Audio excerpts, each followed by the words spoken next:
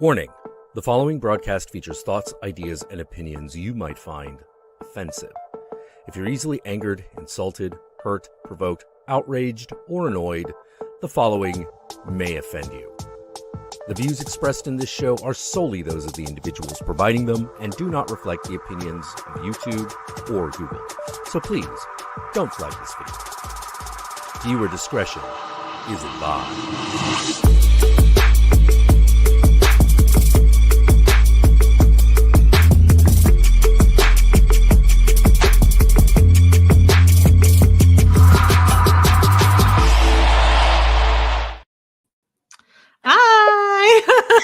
The way we're like so easily like flattered by our own intro, we're like every time it plays, like just imagine us in the background just silently. I was like, oh my god, so funny. Oh my god, someone else said that, Megan.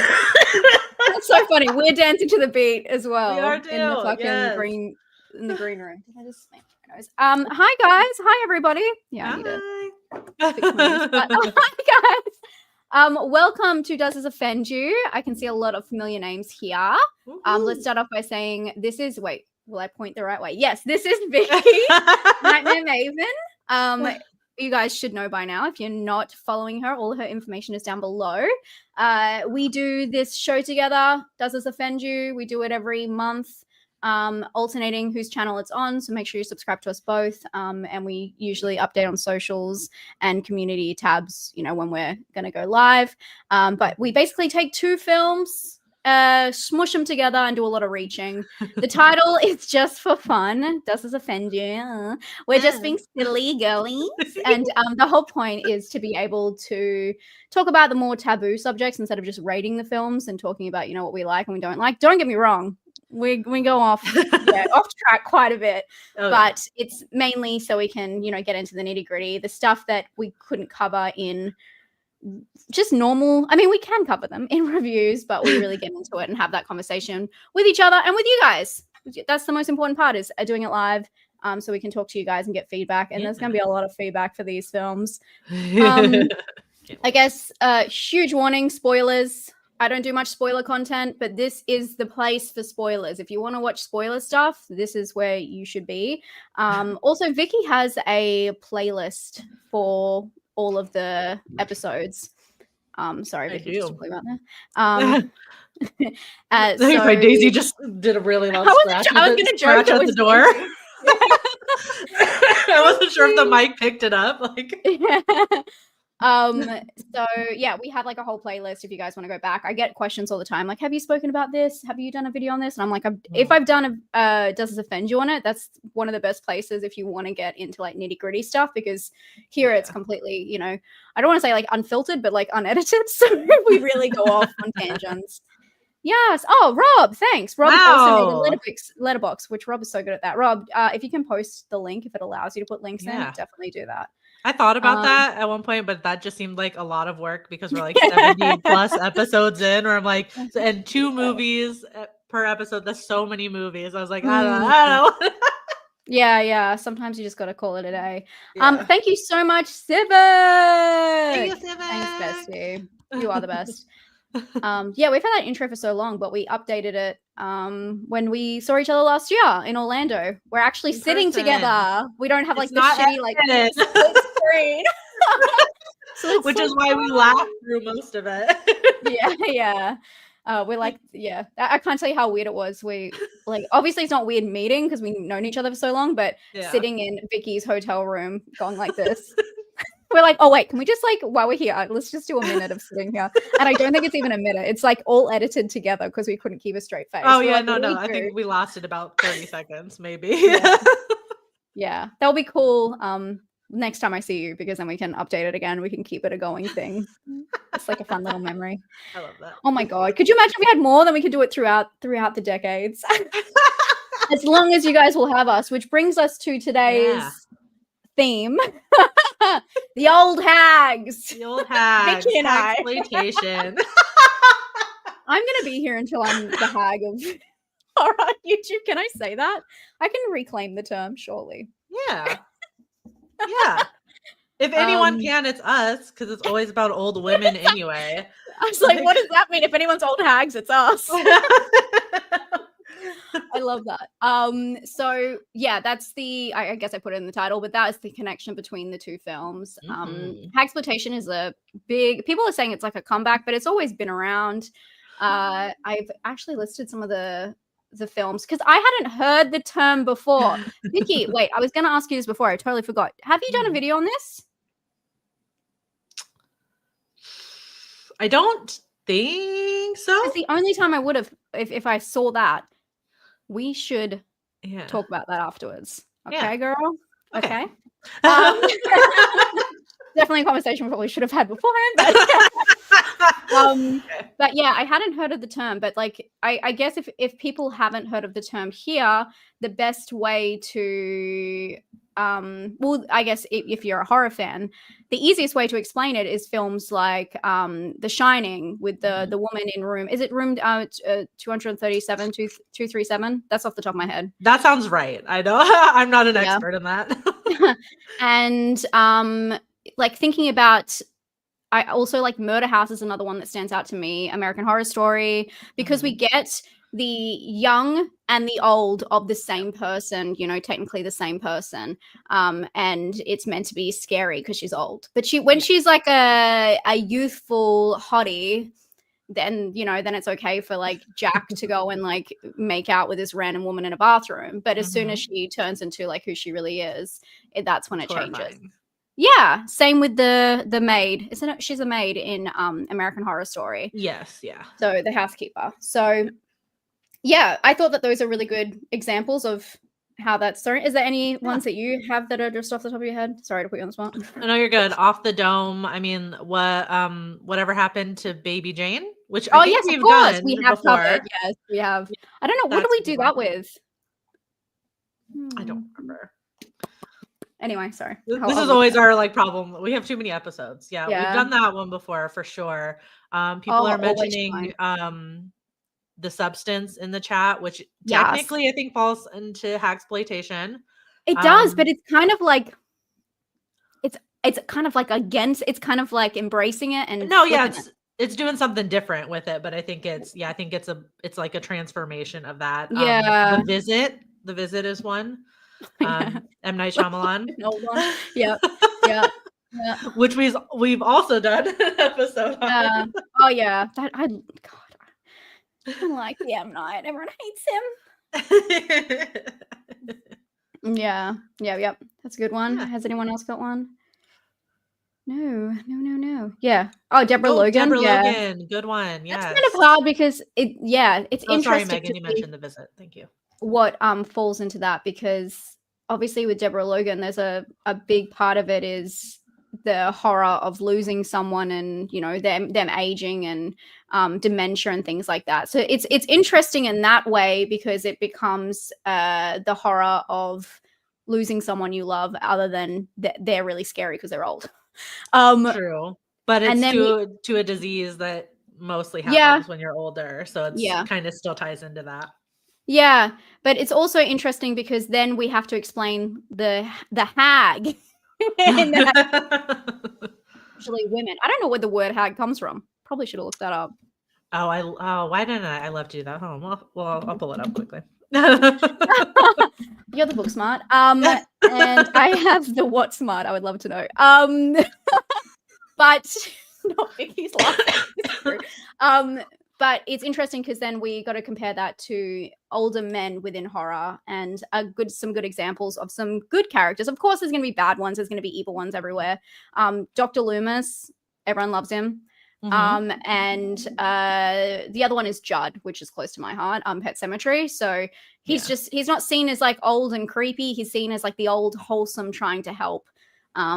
And of course, you know, we can go both ways, and we will when we talk about X as well, because there's obviously two older characters in that. So yeah, it's very interesting. Is there any, sorry, straight off the bat, guys, just with the chat, is there any films you guys can think of with an old, I can't believe I'm going to say this, an old naked man? Because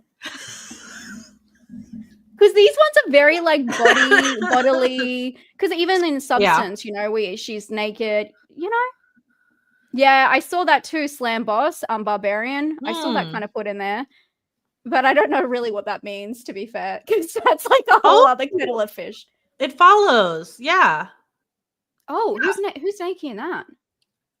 Well, they don't have like it's like the thing, but at one point it's a naked man. Yeah. Oh, he's naked? I don't remember that. Is that the one in the room, in like the bedroom? No, any like on the roof or something like that.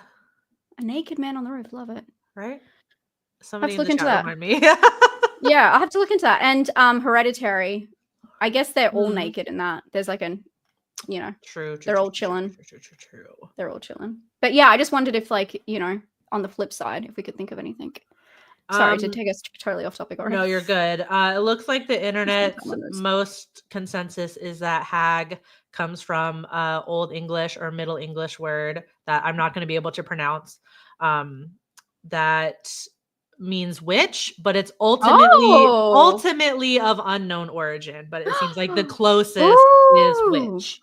Oh well, I take that as a compliment. Surely, yeah, that is actually wild. Yeah. Emma Google's naked. Loch Ness. I have Googled much worse. That's why I was like, I don't want to Google it to find out if I'm right, but I'm pretty sure it's on a roof. Yeah, naked man on roof. Or that was just like one of my nightmares or something. I don't know. Oh, that's funny. Well, yeah, in horror, it's the woman who's the nightmare. So, yes, we have 2 films today. Where do we want to start? Did I miss anything? Oh, trigger warnings? Yeah. I mean, we always kind of have like a general one because we're diving into like controversial topics usually. I guess maybe a little more on like the sexual content side, adult maybe content. For this. Adult content. Yeah. And bodily fluids. Yes. Yeah. Oh yeah. The pee and the poop. The MESS. MESS mess. I love it. Okay. Always Shine. Yeah, I think it was Rob, that one. I saw that. I think it's female friendships was what we were doing there. Yeah. And like it was Hollywood. Fame. I think that the Hollywood just happened to be also a similar thing. Yeah, because they're all actresses.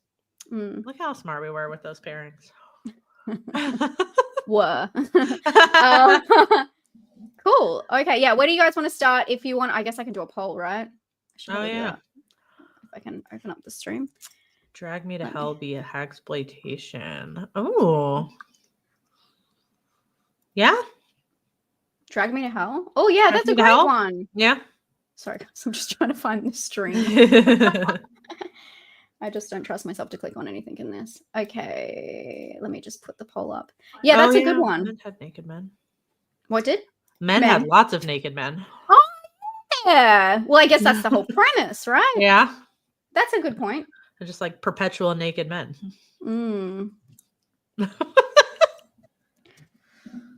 Okay, I'm going to put up a poll, guys. So you guys want to just decide what you would like to talk about first. Unless you had a preference, Vicky. Not really. I feel like these ones go pretty hand in hand.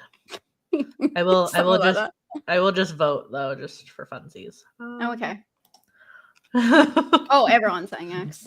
No one cares about front row.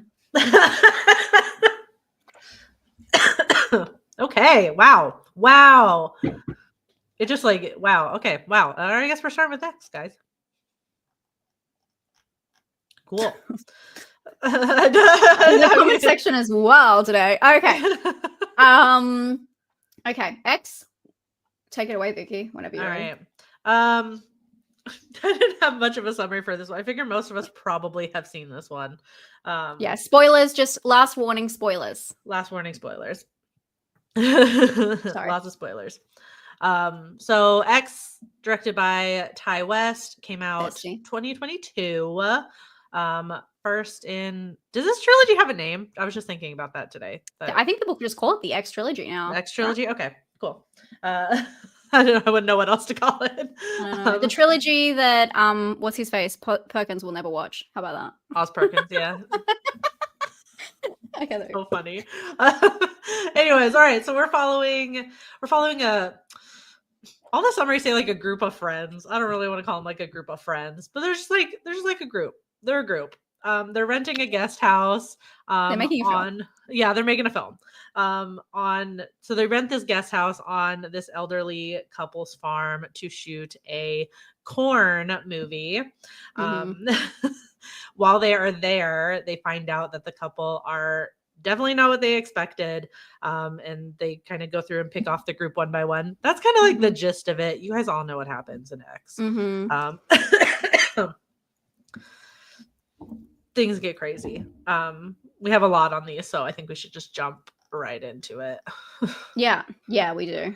I didn't think I would have a lot to say about this, and then I just realized how much I had to say on both. Yeah. Where would you, I guess, should we just start with the hag? Let's just start with the hag.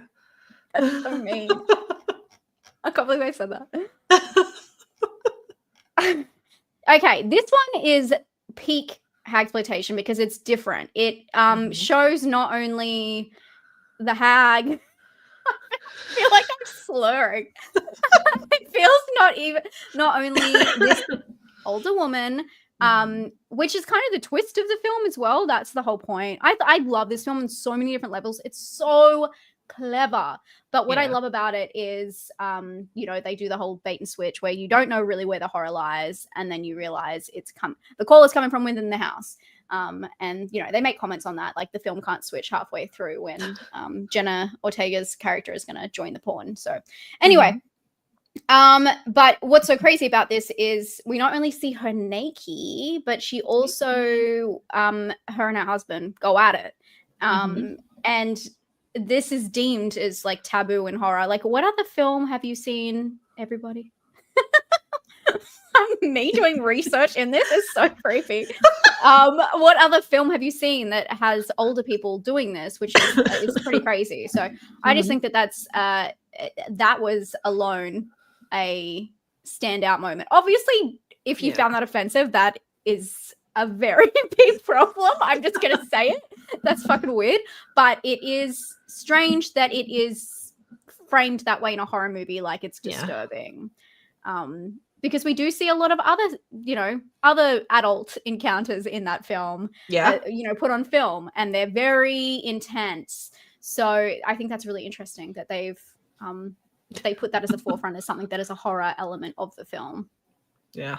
Well, that's the essence of Hagsploitation. But yeah, when you wrote that in your notes, I'm like, I don't think I can think of a single other horror movie where you see two people, two people. Yeah, that probably some trauma film. Yeah, that far along in age where you see that happening. And I'm like, I can't think of a single one. And honestly, I was not going to Google it because yeah, me either. Thank you so much, George. Thank you, George. That's funny. We love it. I'm so glad I didn't have to watch that one though. Jesus Christ. Yes. I just thought that was interesting. Does anyone else have a No. Yeah, I'm so interested if anybody knows another movie where that no one can name one. That happens. Honestly, yeah.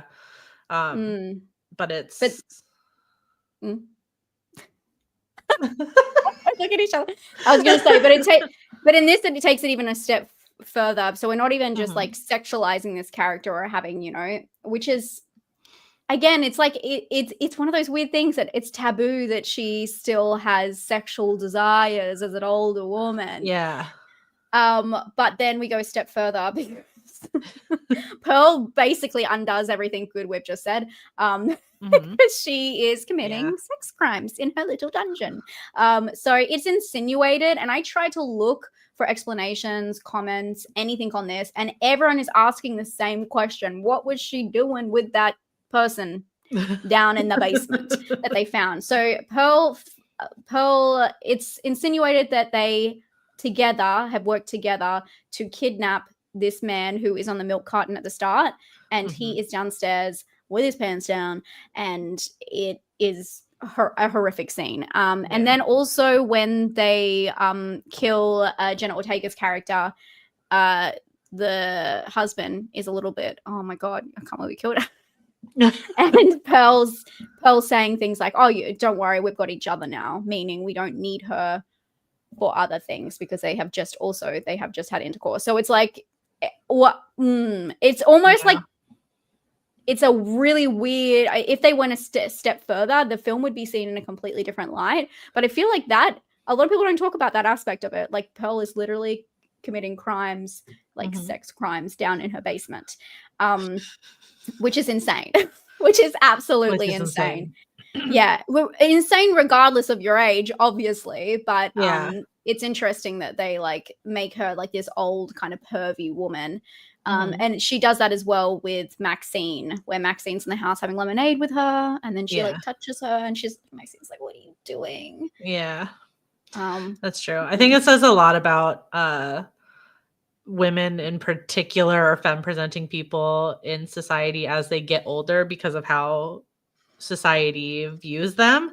So her still like having those feelings of like not feeling like she's sexy anymore, like when she has that conversation with Howard, like in the cabin or whatever, or feeling like she missed out on the prime of her life, which would be when she's like super young, like these people are in the movie.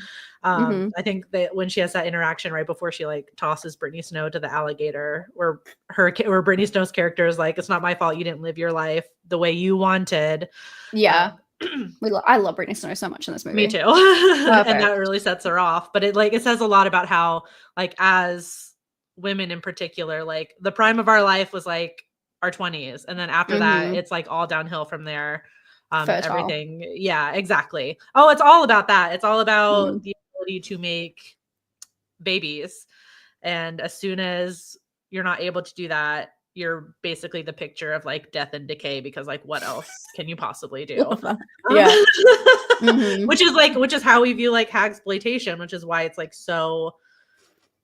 it's made to be so scary to see these women that look like that, because it's always women, because the age limit for like men to still have like sexual attraction and still want to have sex, the age limit's a lot higher. It doesn't exist, really. Yeah, I mean we have Wayne. White Fox and daddies. Exactly. It doesn't exist. It's not the same. Yeah, and that's shown with Wayne for sure, who's noticeably older than Maxine, and nobody really blinks an eye to that because of his age necessarily. Like nobody's like upset that he's still like having sex and stuff like that. Maybe you blink an eye at their like age difference, but and people don't react the same way to Howard as well. Granted, he doesn't really like figure as heavily in the movie, but all of the horror is placed on Pearl.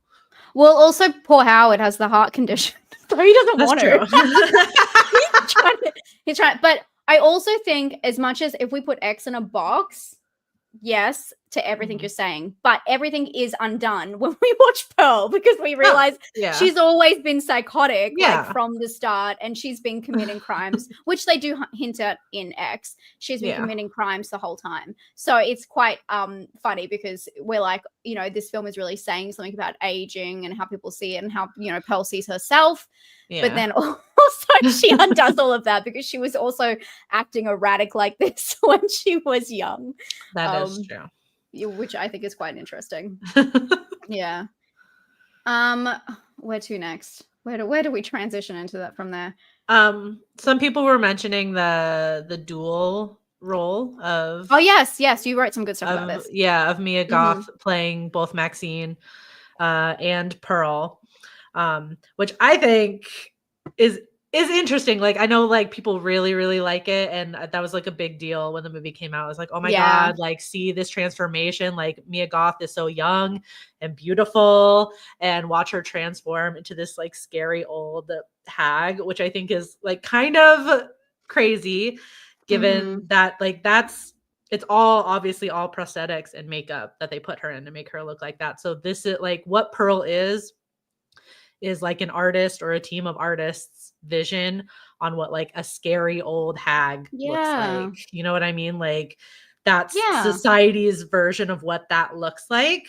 And I feel like that says a lot about how Hollywood values older women, though, that Mia Goth plays this role instead of casting an older actress.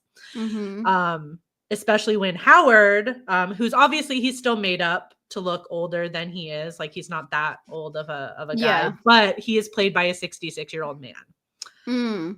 So it's so we have an older guy playing Howard, who is an older guy, but Mia Goth, young, beautiful, gets transformed into this hag. I think it's super interesting. I do think that's interesting. But I also I also think that it's interesting in a way that she's like referring to herself in a weird way of, it's not like me versus you, it's me versus, but you're right, it's a team of makeup. She doesn't actually look like that.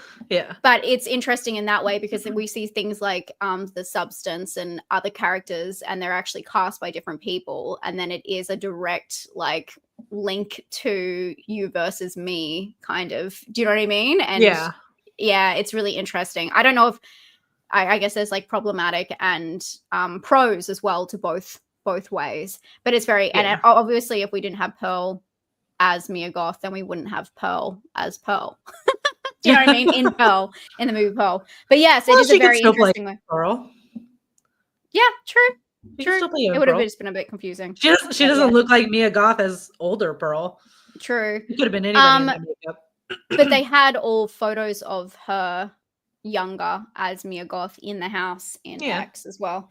But I mean, obviously, but so it's interesting, and it's very interesting seeing it like that, and that she is just what the makeup. Yeah, I wonder I want to see some sketches and some ideas and like the notes of what they have to put into her to make her look that way. Yeah, it's a really, I think that's a really interesting point. Should we talk about the corn? Let's talk about the corn. Yeah, I'm just being careful because I've already had a video restricted this week. So I'm just careful of repeating words too much. But obviously a huge part of this is we're talking about Hagsploitation, but a huge part of the reason X is so I wouldn't say controversial, but that is, we live in a time where it's not controversial, but it would have been controversial. It's insane that this movie is like a corn movie, like a horror movie about that. It's so genius. It is so genius. And I just think it's wild. But along with just having those kind of scenes filmed in the movie, what they show, they have like topless corn in the film. It's all, it plays out for a long time. It's not like a short, okay, they're going to go film this in another room, you don't see it. They even have I'm not saying the word on the internet. They even have a rag that is thrown across the room. And yeah, it's just, I was kind of shocked seeing it. Not shocked, but it's not really a film that you would see normally in the movies. And I thought that was, it's fantastic to see that and how far we've come in horror, that was before made just for shock value. And now it's actually like a layered story. And I just think it's insane. It's it's like cornholio. Cornetto. But in saying that, there is a whole idea behind the film is if it's like pro-sex, which, obviously Brittany Snow and all of the actors in the production, they like in the characters in the production, they speak openly about it and being, sex workers and how that works and their relationship between each other. And I think that this is really interesting because they have a few different types of pushback throughout the film. They have Lorraine, which is Jenna Ortega's character, who first judges them, but she's also like fascinated by what they do. And then she ends up being involved and wants to make a scene. And then her boyfriend, that scene in the shower, there is something that makes me so sad about. I get that like what he says is like so dumb. And that's my point. My point is he's the director of the film. He's the one profiting off it. He's the one talking about how it's going to be high-end art. Yeah. And then as soon as someone else wants to be involved, he's like, no, but not you. Like, it's a huge double standard. And but that scene of him in the shower where he was like, what have I done?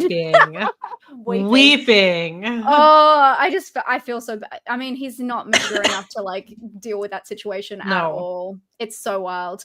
So that's, those are two different reactions, obviously. But then also Pearl's reaction, I never quite got because it doesn't really make sense within. I'd like to hear what everyone else thinks and what you think as well. But so what we know from Pearl is that she does like corn movies. We know this from Pearl, the movie. It's featured in Pearl. And we also know that she is horny, I guess. So it's really weird that her jealousy comes across in a way that she's like this strict Christian woman, because we know she's not, because she's got people in her basement she's doing stuff to. So I think it's a kind of a weird transition, because I know Ty West talked a lot about how this film was framed as this production crew coming in that was quite progressive, but like pro sex work, and then you know, these older people that are a stereotype, especially in it's Texas, right? Especially in Texas. So, and they're like meant to be Christian values, all that kind of stuff, but it's not really that anyway. It's definitely not that with this family, which I guess is the twist, but it's that collision doesn't really make sense to me. But also the additional part of this is with the whole, you know, making this kind of film. Wayne, I want to know what everyone else thinks about Wayne, because there are some comments, and I know it's like back in the day and people spoke very differently, but he has a very interesting relationship with Maxine.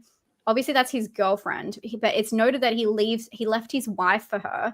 But then also some of his behavior seems a little bit like, and I'm going to say it, pimpish. Like and I'm not saying that you can't be in a relationship and have a normal relationship and also do sex work. Obviously you can. But I feel like there is probably an issue with working on set with someone, but there's no HR and obviously even a small production like this. But it's like saying he's going to make her a star and really like hamming her up. And then when what's his name? Howard. Oh, yeah, you're good. When Howard looks at her, and then he's like, oh, you know, like Wayne's like, oh, you know, like, how do you like that? And this is the best piece, and all this kind of stuff about talking about Maxine, and the way he talks about her is absolutely wild. And then of course another layer of that is, you know, the sex work and not having any separation within their relationship. So it's just a really interesting dynamic. What did you think, Vicky, after all that? Sorry. I feel like you kind of get the vibe that was probably her boss, maybe because they start off at like a strip club or something like that, you know, where they leave to go to the thing. It's not like said, but also because he's a little bit older than she is, you just kind of get that authoritative vibe, like he's her boss on some level. Or maybe she's intentionally just like using that relationship because he keeps saying he's going to get her to be a star or something like that, so she's just using that relationship. Maybe, I mean, we know as the movie goes on, and obviously in the movie Maxine, like how ambitious she is, and pretty freaking self-aware about how ambitious that she is. I don't think it's a stretch to say like he's probably like her boss on some level. So I think to say he sounds like kind of pimpish is probably accurate. Probably accurate. Like he's like the owner of the club or something, and he's selling Maxine as a sex symbol while also having a relationship with her. Very murky waters. Not that it can't work, like you said, but murky waters. 100%. I just thought that was really weird, but it gives like such a interesting mixed message to the film, because there are these moments with like Brittany Snow and stuff, who was so mature about her situation and straightforward and very logical about it. And then you know, Pearl starts berating them for being in these films, but then like Pearl's doing crazy ass stuff. So it's like all over the place. I feel like Pearl's motivation is more like she's just jealous. I think it comes out as like this righteous anger, but she's just jealous that she never got to be the star that she wanted. And that they're, you know, like the way she talks to them too, like you're flaunting your beauty, you're walking around, you're flaunting it in front of my face. It's not fair. Like so funny and weird. She's just angry at them for being young. It's so funny, isn't it? I find it very interesting. All right, what else do you have for this one? That was all I had. I mean, Yeah. it's pretty straightforward. Yeah, it is. I mean, I do think it's very Clear. layered, but It is, yeah. There's so many. Oh my god! But it's sex and aging. That's it. Sex and aging. Yeah, it really is. This was the question I was asking, Megan. I couldn't figure that out. Like, there is no real answer. Ooh. Yeah, because we don't know how the guy got there. Like we don't know the circumstances. He's missing. Yeah. It's obvious that they are advertising somewhere that they're renting out the guest house, because at the beginning when they first show up, and Howard's like threatening to shoot Wayne, he's like, remember we spoke on the phone about, so it's like they clearly are advertising it somehow. So I don't think it's I think maybe probably it's convenient, right? You rent it out, and then when somebody that they like rents out the guest house, they take them into the scary basement. But then I don't know. They're also so like cagey when they get there, and they like go off at them, and they're like, "Why are you here?" and all that kind of stuff. So when they first get there, he like freaks out. He's like, "Are you from the town or whatever?" Yeah. I don't know. They're just all over the place. Like, they really are. But I think that's obviously to throw you off the tracks of like where the actual horror lies in the film. True. Because I remember when you first saw it, you're like, is this a supernatural film? Like, what's gonna fucking happen? Yeah. Like, you have no idea. Which was the fun of it. Norm says, but at least he doesn't seem abusive or nor controlling, maybe like a scumbag. Yeah, I think he's very much like a stereotype of like the industry at that time as well, especially in Hollywood and all that kind of stuff. But the landslide thing is really interesting because obviously that song is about people growing older and not knowing whether to stay with someone because and Pearl's like reflection. She's so funny. What a funny character. Not the town exactly. Not the town. Okay. Wild because what would this one say? Wild because they live in the middle of nowhere. How many people can reasonably rent a house out there? I don't know. No Airbnb. That's when I was watching it this time. I was like, wait, they didn't get there by Airbnb. How the fuck did they get there? So back in the day, you had to put an ad in the newspaper. Oh man, that must have been so much harder. But cool. All right. Anyone else have any thoughts that they wanted to add? Let us know. But let me put my little ticky. Vicky, did you find this offensive, girly? Let me think. No. No. This is definitely my favorite out of this trilogy, the X trilogy, I guess. The Corn trilogy. We need to find what the name is. Yeah, I don't know. Yeah, I don't know if there's agreed upon name for it. Yeah, there really should be. I would say like the X, but then Pearl doesn't have an X in the title, like X and Maxine. I don't know. I don't know. I always just thought of the X because that one came first, and everyone was saying, "Oh, it's going to be a trilogy." There is a poll up. I'm assuming trilogy.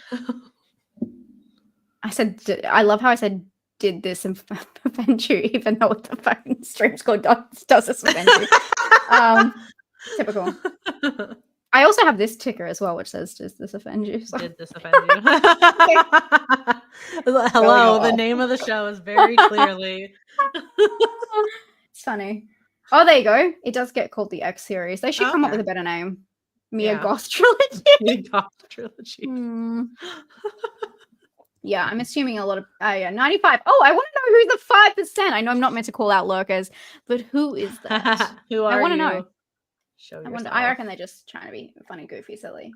True. But maybe or maybe they are. Who knows?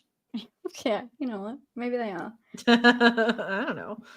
Mia Goth Marry Me trilogy? Oh my god. This is the one that won you over. You have problems. It's not safe out there with Mia Goth. Not in this film. Jesus. Not in this film. And not because she's a hag. Because she's crazy. Yeah. Because she's crazy. So I said I do have problems. No, it's don't. What? She La Crazy La. trilogy. Okay. The front So room. 96%. The front wow. room. The bestie. I love front room. I can't help it, guys. There is something about this. You know, it's like the stalker element. Not really stalker, but like the obsessive, crazy element. I know we're not meant to use the word crazy like that, but there is. She is. She's crazy. There is no one. I've never seen any character like this. Never. She's in one insane. conversation, she goes, "You're like, oh, she's problematic. Oh, like, well, at first I was like, oh, she's ignorant. Oh, she's problematic. Oh, she's racist." And then I'm like, oh no, she's like actually insane. Like, and it's between like 3 sentences. It's the progression is insane in this film. Well, part-time memer, you have like 2 seconds to figure it out if you're gonna stay for the front room spoilers. Oh yes, spoilers for front room. Lots of spoilers. And this one's newer. It just came out this year. So my summary is not that spoilery, but we'll get into it. It's still, honestly, this one is, I don't feel like, I mean, you can spoil what happens, but it's the performance that makes it. Like, you will not believe anything we say is under exaggerated compared to how it comes across. So definitely you might make you want to watch it in context. Yeah. Yes, as well. True. All right. So the front room is directed by Max Eggers and Sam Eggers, in relation to Robert Eggers, if you guys were wondering. So funny. Step. Oh, are they stepbrothers? Yeah, they're step. Which is quite funny when you think about it, because there's a stepmother in it. Ah, like a poke fun of. Oh my gosh. Yeah. No idea. Yeah. I had no idea. So the movie follows Belinda, or Belinder, as you guys are saying in the comments, who is pregnant. She recently quits her job, so she's staying at home. And she learns that her husband's father has recently passed, and his emotionally abusive, I wrote mother-in-law, and that is incorrect, stepmother. His emotionally abusive stepmother will give them all of her money if they allow her to come stay with them in her final days. Solange, the stepmother, immediately comes in, just immediately goes crazy, begins to antagonize Belinda, takes over the house. Lots of bodily fluids ensue. Lots of crazy stuff ensues. Belinda, I said this wasn't going to be spoilery. It is. Belinda eventually murders Solange, freeing her family of Solange's crazy toxicity. And that's like the nicest way I can put it, because as Emma said, like, she's insane. She's insane. I've never seen anything like it. And she's like immediately insane. Like, there's no like veiling it. Like, there's no kind of like, oh, maybe like she's okay. Like, maybe I've like, never seen anyone like right off the bat. She's literally evil, like the most evil. I'm sorry, guys. I was just double checking my facts with the steps, but I can't find anything. I don't know where I got that before. Oh, that they're step. But sorry, I know it doesn't really freaking matter. But I was like, wait, I should double check that. But Max and Sam are twins, I believe. Oh, okay. But I swear that they were step. Anyway, maybe it doesn't matter. It's all family. In the club, we all fam. not with this lady, I can tell you that. No, not in the front room. In the club, we are most certainly not all fam. It is a wild film. Where do you want to start? I have no idea. You know what? I'm going to start with my last point. Okay. Because I think that this is important to put down. I don't know how many people here have seen the film. I probably should put up a poll for that. Have you seen it? Just so I can see. Sorry, guys. It's just a very straightforward one. So I was confused. Okay, so I saw this film late. It didn't come out in cinemas here. We didn't get that opportunity. And I had already seen a bunch of creators talking about what they thought of it, and like not into it straight away. And obviously this is a huge role for Brandy coming back into horror as well. Yeah. And I had read I think even before I saw her, maybe after, that Brandy has written into her contract that as obviously she only wants to take like strong roles as well, but as a Black woman, that she doesn't want her character to die. So she's got it okay in her contract that her character cannot be killed, which we love and we live for. And I saw a lot of Black creators that I follow. They didn't like the film straight away, and this is coming to a point. So then when I saw the film, I thought in my head, okay, it's crazy, it's over the top, it's wild, it's goofy, it's silly.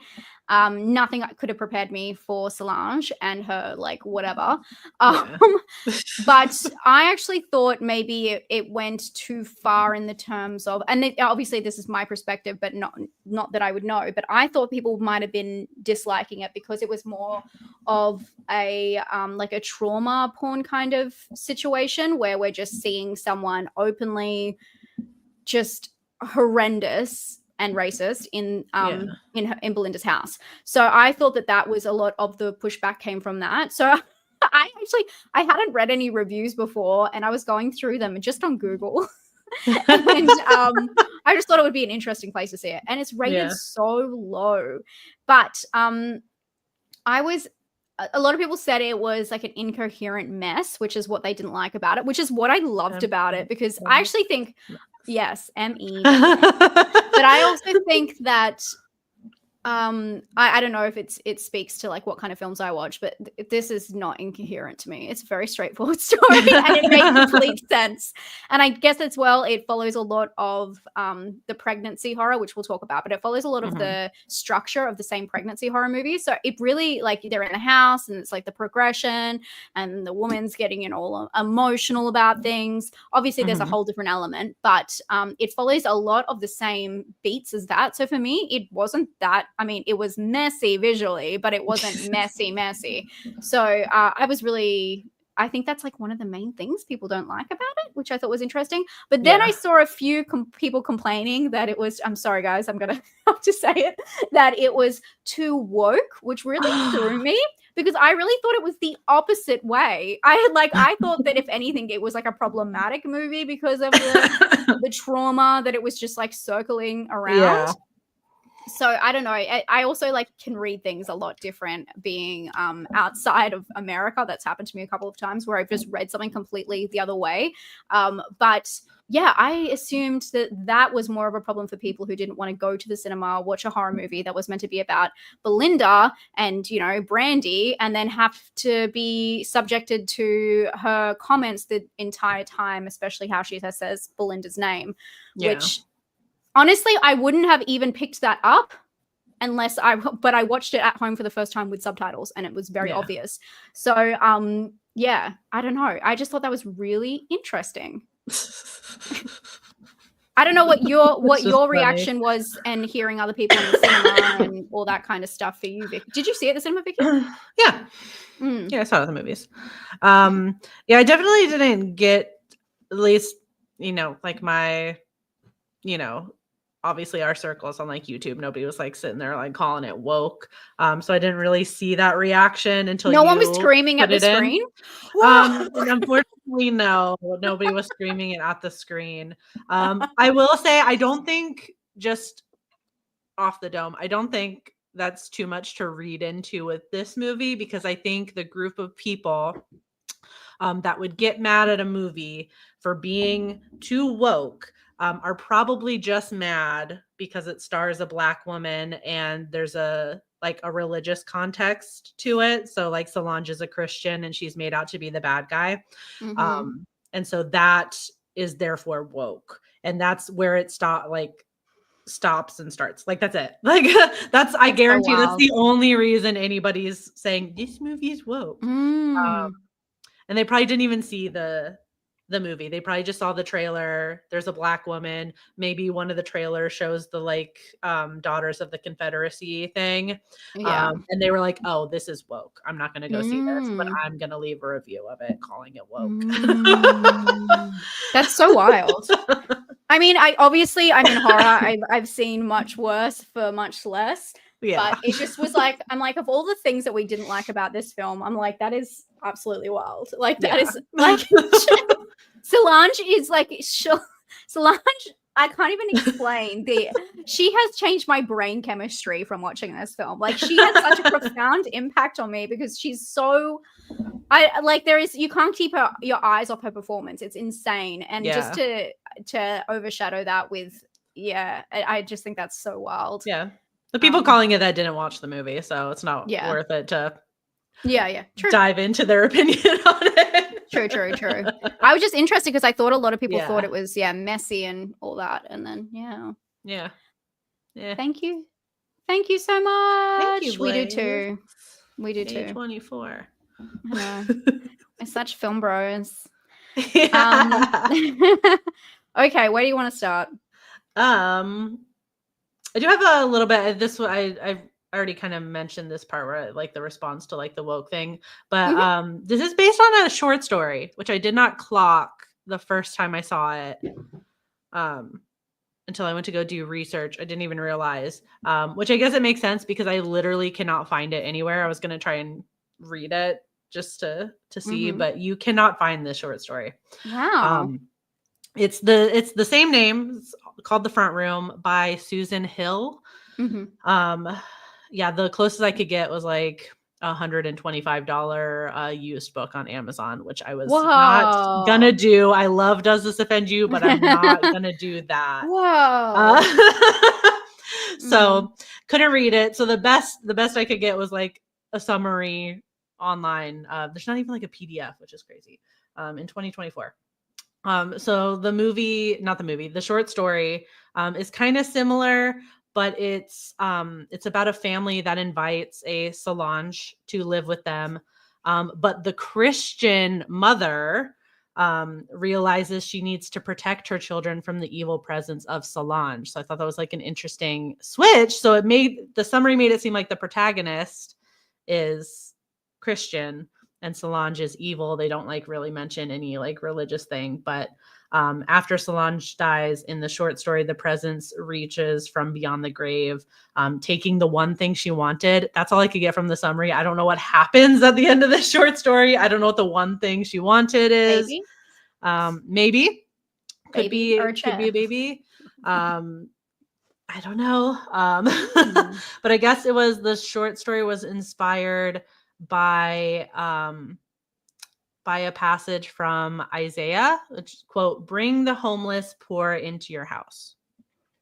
But I just thought that was interesting that that possibly like the protagonist, the hero of this short story was Christianity, and they turned that on its head a little bit in the movie, which I think makes sense for the time. Like making this movie in 2024, an American film, makes sense to me. But I was like, maybe that's where the woke accusations came from, since the original story had a Christian protagonist. But then I thought people who are gonna like complain that movie is too woke don't know how to read, so they definitely wouldn't have read the short story or had access to it. That's actually, I kind of like want to read it now because it seems like such a straightforward premise if that's what it's from. That it's weird to base that on a text, but then also completely flip it. It's like how much of the text is actually based on that. Like, do you know what I mean? I don't know when it was originally published though either, so I don't know how old the story is or anything like that. But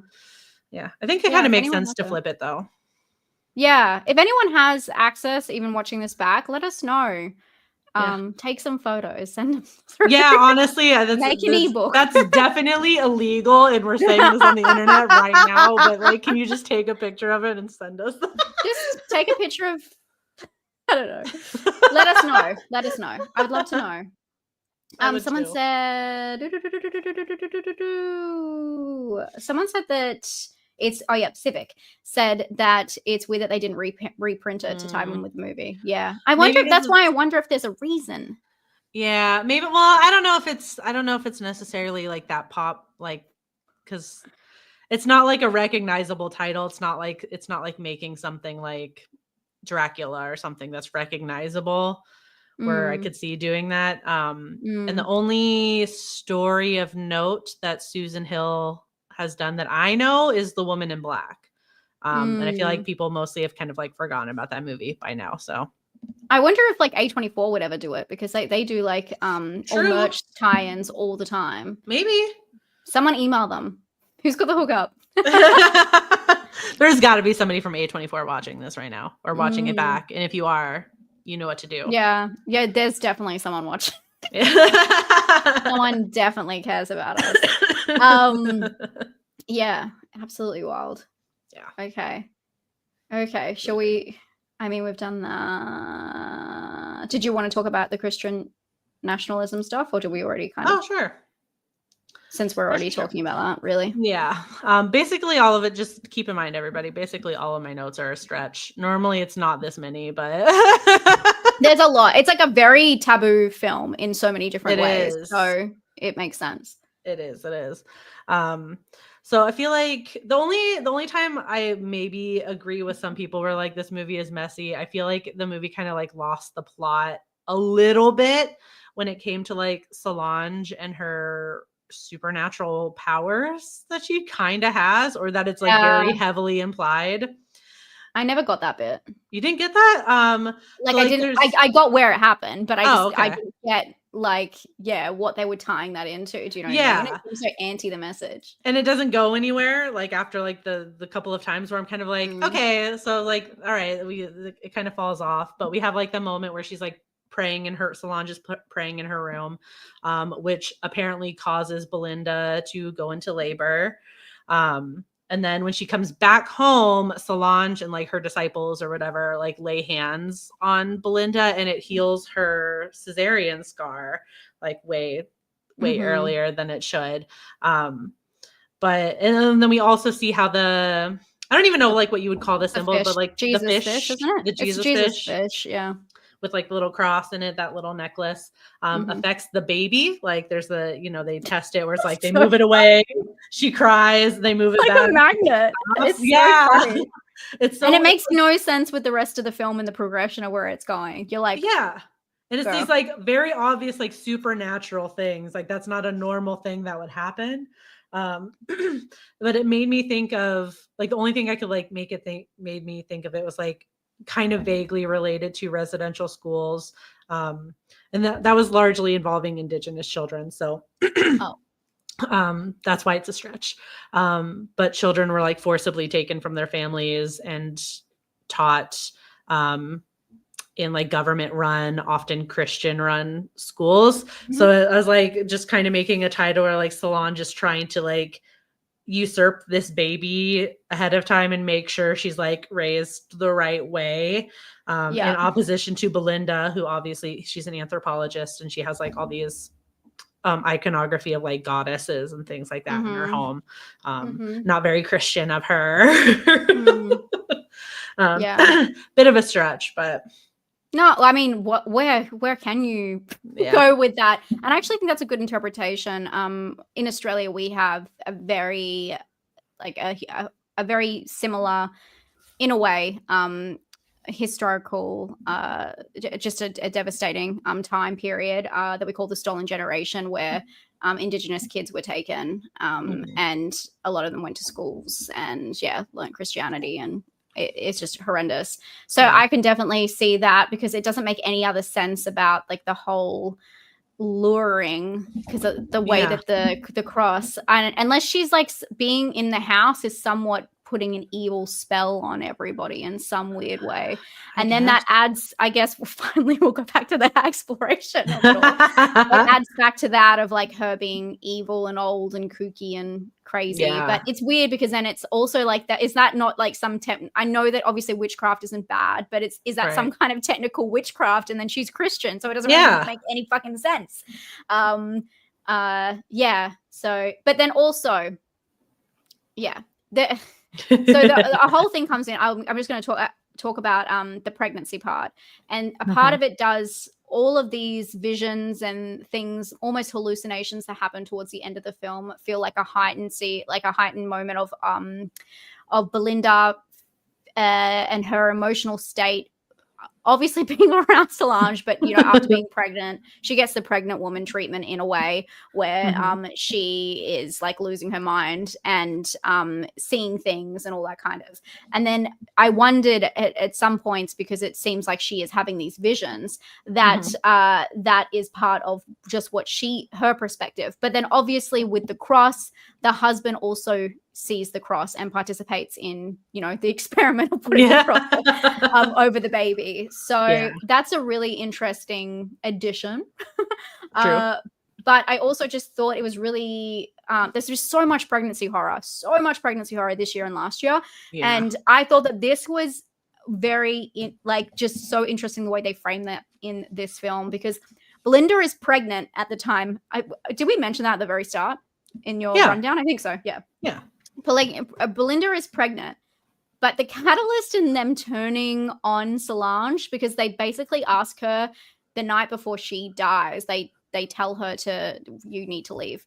And then she says, why can't I die? Oh my God, I sound just like her too. It's so scary. It's just crazy. Anyway, but the catalyst to that is that she bites their freaking baby like an absolute freak. And she's told she needs to leave. You need to go. And not after any of the messed up behavior that she's exhibited the whole time she's there. The biting the baby, the putting the baby in fear is the thing. But it's really interesting because Belinda is pregnant this whole time. And obviously people who are pregnant are very vulnerable to certain situations and stress. And she's like literally going through the most stressful situation with someone in her own house. And it's never thought that she's never given the fragile pregnancy treatment that a lot of other women in movies are given, especially when they get hysterical over things. They're told, you can't because of stress, you need to calm down, you need to do it, you can't do this, you can't do that. And in pregnancy horror, we see like the spiral of the woman, and it's obviously her inner thoughts and conflicts about being a mother and all that kind of stuff. But in this one, it's like it's like an actual threat that's coming from outside, and she has to look after Belinda. It's crazy that it's framed that she doesn't get the protection that normal pregnant women get in horror movies. And it makes me wonder why they even made her pregnant in a way, unless it was just for the baby catalyst and also to have the full cycle moment with the stepmom coming into the house. And also, we haven't even touched on it, it was a very strange part of the story, but they had already lost a child. And it was meant to be like this whole healing process, I guess.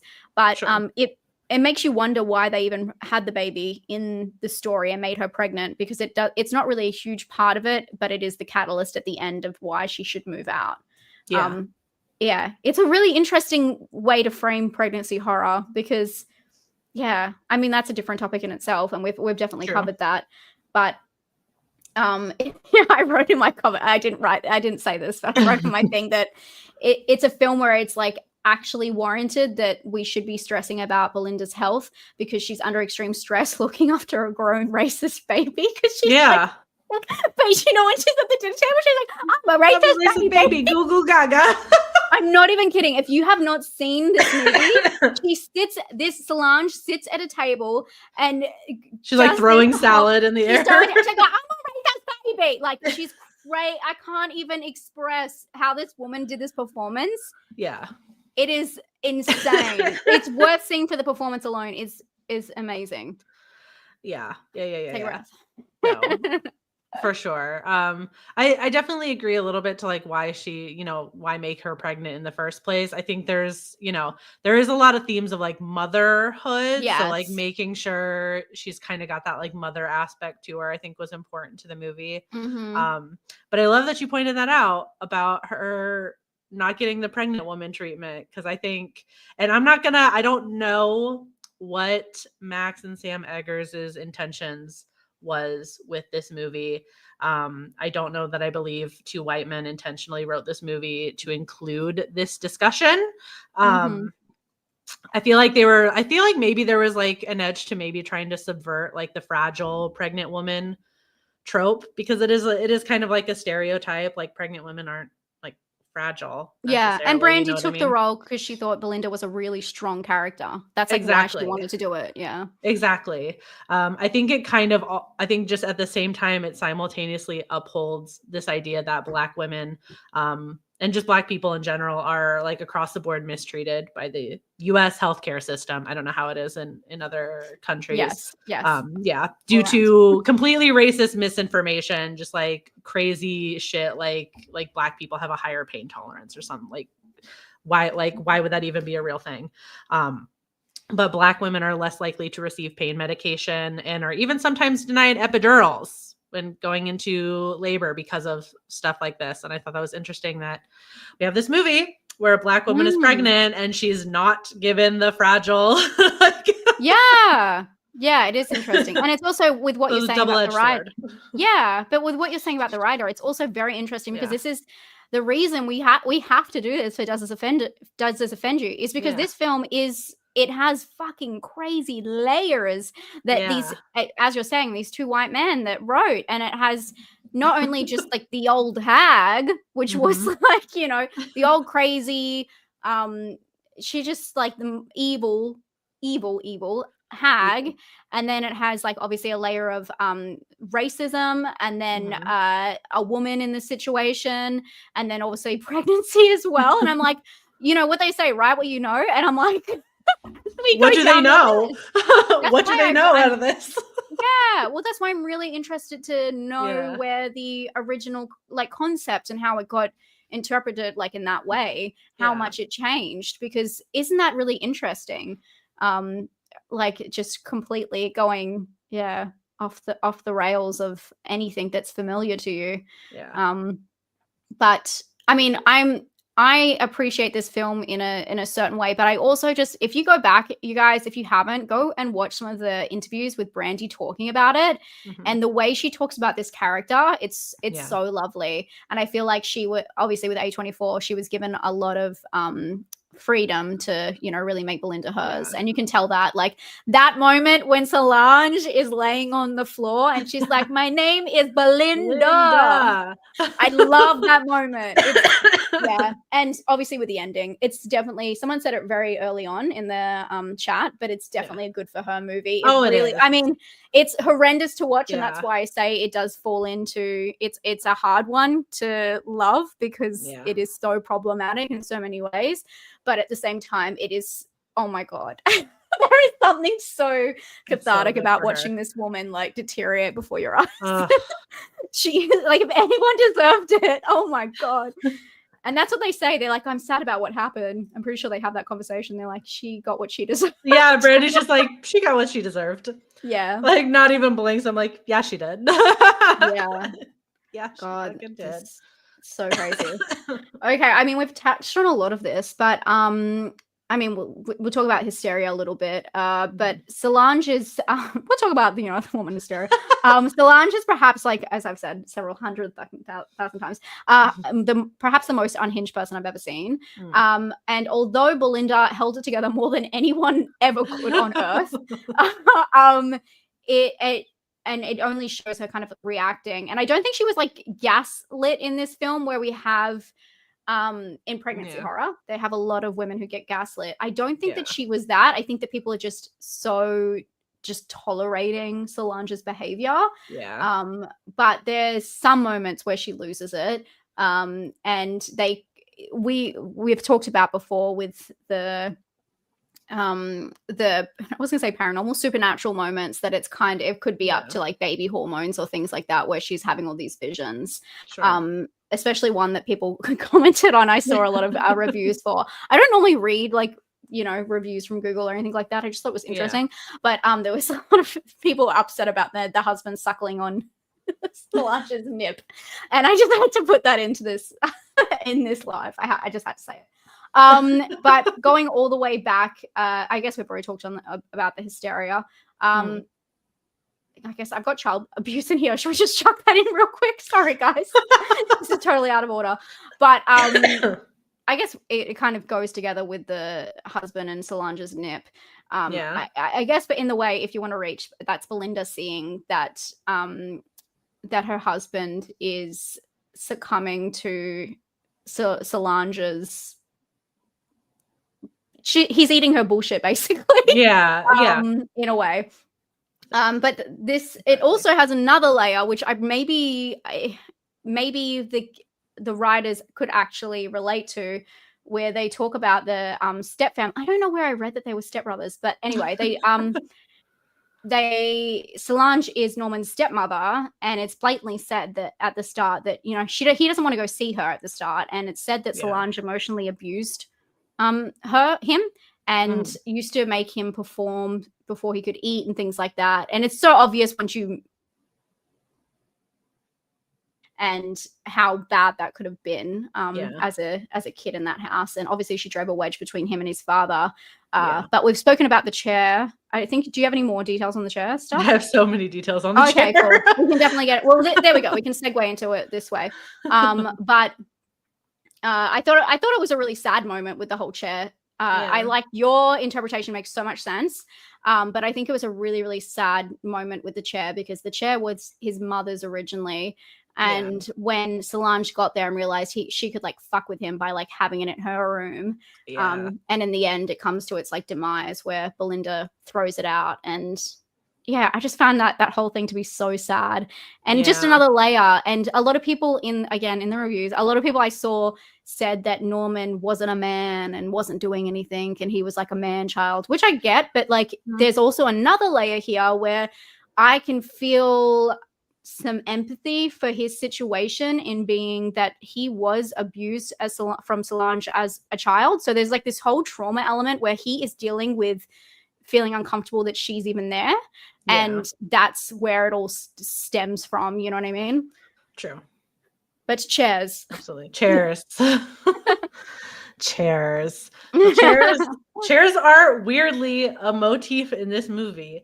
And it's text. It's not subtext. When we're introduced to Belinda, we see her giving a lecture on like different representations of the goddess, because that's her line of work, which includes chairs. She mentions this, like, and I would love to take her class, by the way, just at the beginning of that movie. But she references the goddess of Isis, or Aset, Aset, whose name I guess indicates seat or throne. That's the lecture that Belinda is giving. I'm taking this from the movie. But she's depicted as a woman wearing a throne-like hieroglyph on her head. Like it looks like a seat, which is actually interesting. That's real. It's a real thing. But this goddess, Isis, was considered to be the divine mother of the pharaoh, which makes sense given the significance of Norman's mother's chair in the nursery, and then the significance of Solange taking over that chair and kind of, you know, turning it into something not nice for Norman, and making it like a tool of like further like emotional abuse for him, which then leads to, like you said, Belinda demanding it gone at the end of the movie. And like one of the last things we see is like the chair just like sitting on a pile of trash out in the in the front yard. Super sad. But the chair is like directly linked to two mother figures in the movie, which is wild. There's even an offhand comment made in the movie when Belinda comes back from being pregnant, and Solange has like redid the entire house and brought in all this new furniture. They sit down to dinner, and she kind of, you know, squirms in the seat a little bit, and Solange makes a comment that she doesn't like it, and Belinda's like, it's just different. Like she even notices like just sitting in the dining room chairs are different. Like I didn't even notice that until I read your note. That's so smart. That's so smart, Vicky. And I was like, why else would they mention that? Like she just happens to realize the chairs are different in her house too. Like just to further, like, this is how much Solange has like now taken over the home, and her like the whole idea is like these two mothers like kind of going head to head. You have like the evil stepmother versus Brandy, who is Cinderella. Oh my god, I just put that together. Oh my god, that's so funny.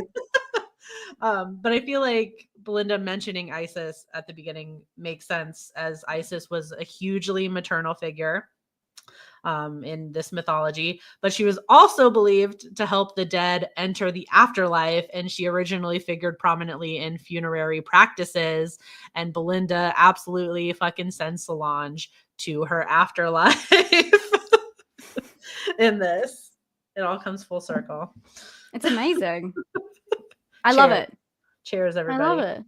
See, there is layers. There's layers. There's layers. I don't know. I don't think it was as messy as people thought it was. Yeah, like there was like one or two things, like the supernatural thing that kind of fell through, but like I think the overall themes are. Yeah. I think they, they get wrapped like up I said, nicely. yeah. Like. I don't know if we've especially doing Does This Offend You? If we've just watched like really badly constructed films before. We have. Like, it happens. It's an onion, yes. Just like an onion. I love that. I love that interpretation. I think it's so smart. And now when you go back and watch it, guys, you're gonna score it up a point. I love the chair. Okay.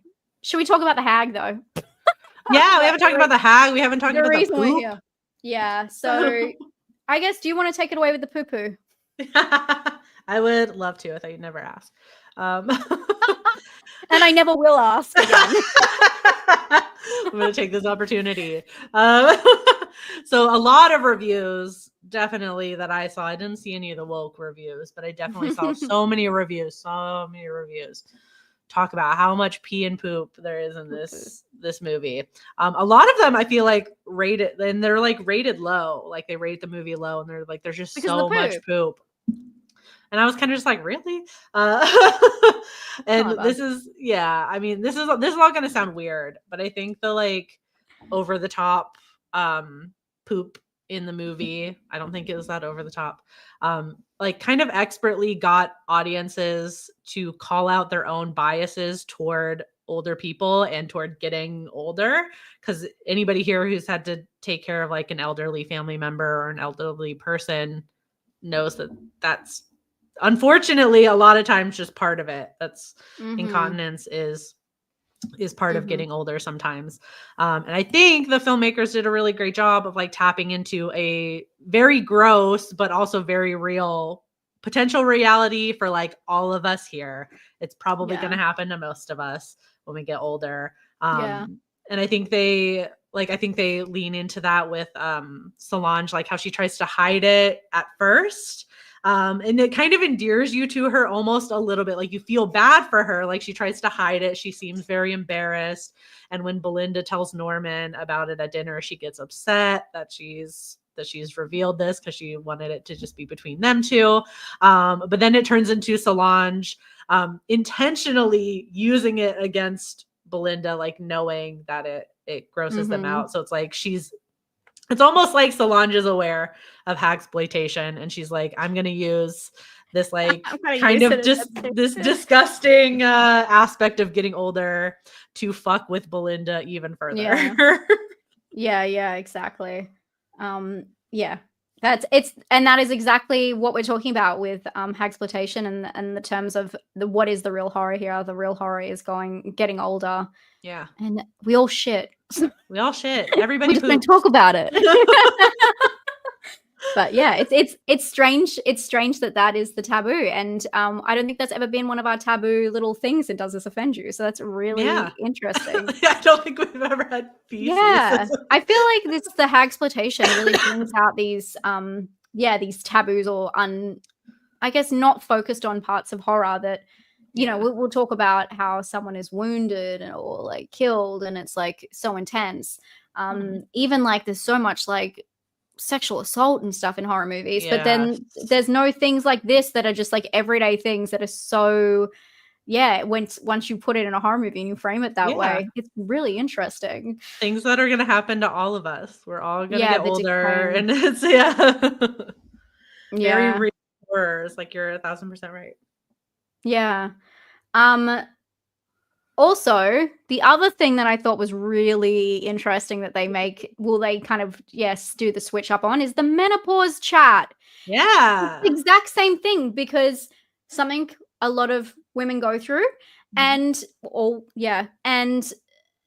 idea that it's almost endearing at the start that she's talking about it, because she's talking Yeah. about this woman, like this women issue. She's like, you know, hot flashes, you know, and that's Yeah. kind of like a cutesy girl talk. You know what I mean? That's like cutesy girl talk. She makes a joke about like it being men opas, and you're kind of like, Yeah.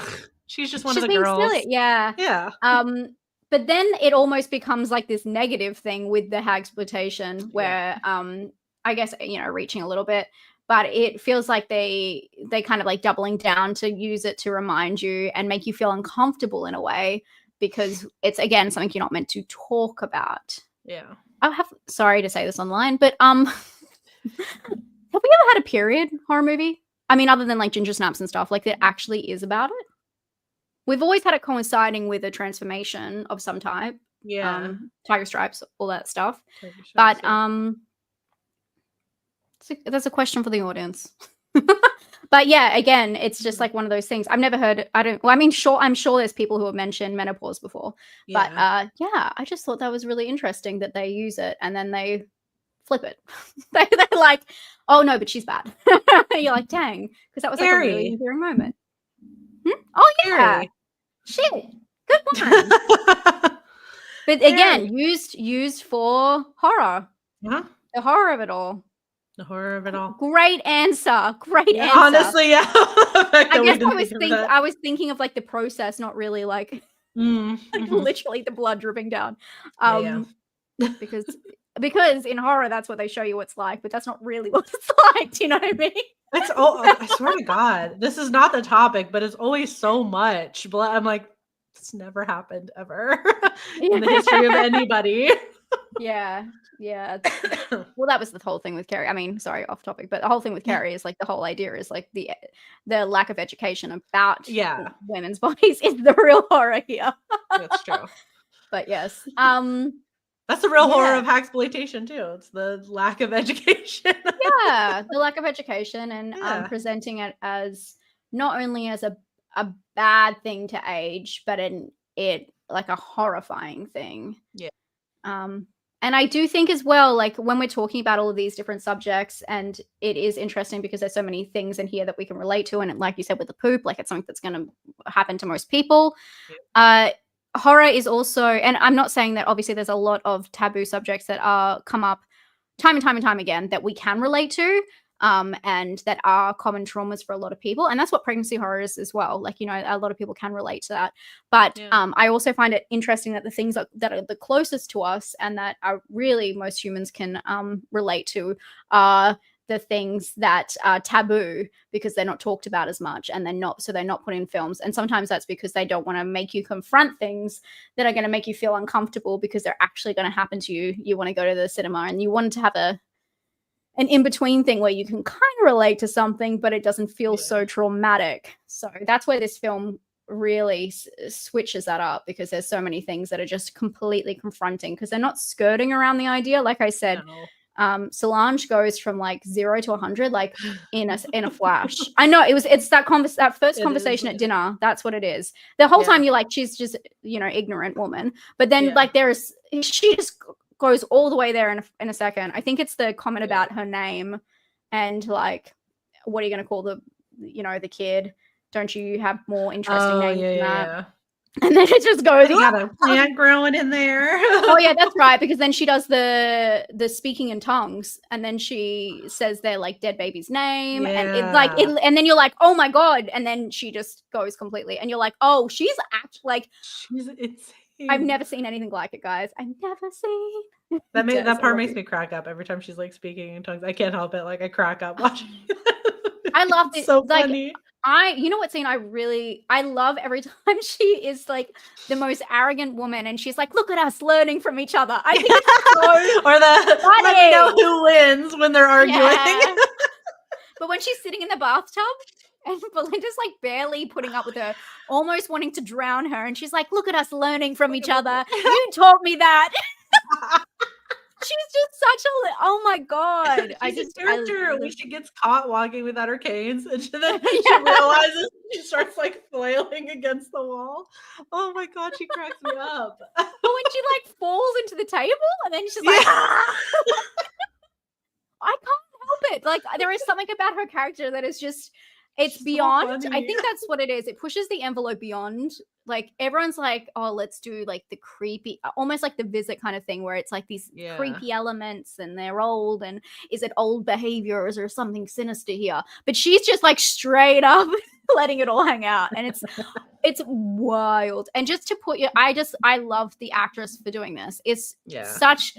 And she has like naked parts. Like she really put her whole body and soul into that, to be able to have to pretend to do some of that stuff and then be carried out of the room and then do a little flashback face and she's laughing about. Like, that is acting. Like there is something about it. I love it.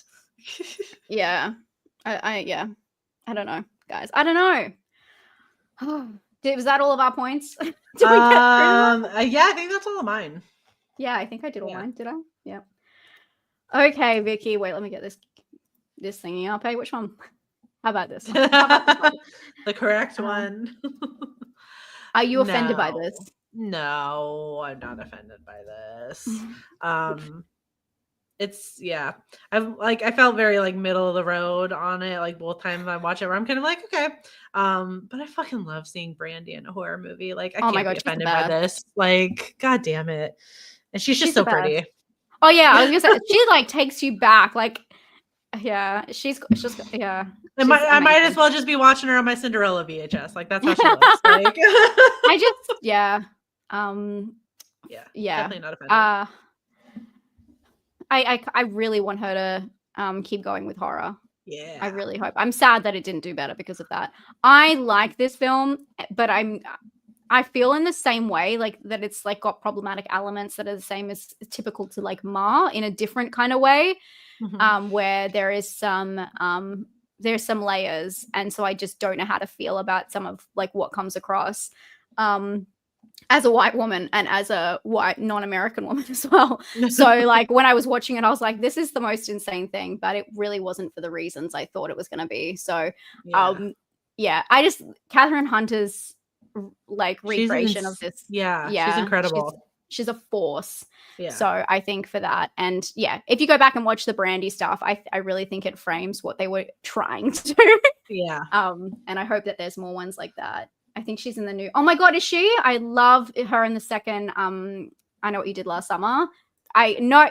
Talk about problematic. Jack Black in that film. Oh my god. We should do that because Jack Black is so cool. Just but I love that film. Me too. I live for that sequel. Yeah. I always forget he's in that movie until I go to rewatch it, and then like I feel like I just like black it out. Oh yeah. Like I don't remember it's there, and then I'm like, oh no. You should be able to like they should be able to do an edit. I don't think his character is that important. So. It's not. He's just part of the body count. Like yeah. Oh my god, it's so wild. Thank you so much, Matt. I'm only offended by Emma's body horror. It's okay. It's limited, so it's not completely demonetized. But I do appreciate you guys watching it. That's all. And I know I look a little bit different in this video compared to that video and maybe the next video, but just remember this is not live. This was actually pre-recorded before those videos. I can confirm. I'm going to confuse so many people in the chat. And thank you so much, Des. Bestie. I'm so glad that you like Tiger Stripes after I introduced it to you. Love you. Yeah, Tiger Stripes. Great movie. Yes. I love that one. Yes. I healed quickly, but we'll see. Okay. Vicky, what have you got going on? Tell me all about it. I just posted a video where I'm like kind of reacting and grading Letterboxd's top 10 highest rated horror movies directed by women. Introduced me to some new favorites. So would highly recommend. There's some in there that I'd never heard of and that are incredible, and I'm so glad I watched them. Oh, I want to watch. Okay. Yeah. And then I got, speaking of A24, I'm going to rank all the A24 horror movies next week. So including X and The Front. Dude, it was so fucking hard. Yeah, I did it 2 or 3 years ago. And that I kind of like, there's so many more now. So yeah, I'm like, all of these are like my number one pick. Yeah. I think I did it during lockdown. And I was like, thank God, because like, that was a long ass. That's a good time to do that though. Like you got nothing Yeah. else. Like you can lock in and really do that. Yeah. It's really interesting as well because it's just so different, which is what we love about A24. They just let them go with the vision. Yeah. Which both these films were. So that's fun. Yeah. We love it. Very hard to rank them. Yeah. Well, exactly. Because just like these films, there's things that you, well, I guess front room, like, good luck. I want to see where you put that. Yeah. Are you doing a ranking in order? Like, number like one? Okay. Yeah, I felt like I was like the tier ranking almost seemed like a cop out because then I could just put, like I could just put basically all of them on the S tier. Yeah. I was like, no, I'm gonna go hard mode. I'm gonna rank them. I'm gonna put them in order. I think I did that. I can't remember how I did it, but yes. Good. That sounds fun. That sounds so fun. Okay. There's some body stuff that's still coming. Gotcha. Yeah. There's a lot coming. Okay. Good luck, guys. Hopefully we'll do better, but it doesn't really, either way. Like I've been talking about with monetization, but either way is fine. I had so much fun making them, and it was a great challenge. So more body horror, guys. Don't worry. I'm not leaving you for a couple of months while I take breaks. We're going to get it all out. Okay. It's all going to be out nice before December. So wow. There's 79 films on the iceberg. So it's a very long journey. I'm still in it. I mean, This is AI today. Is the face.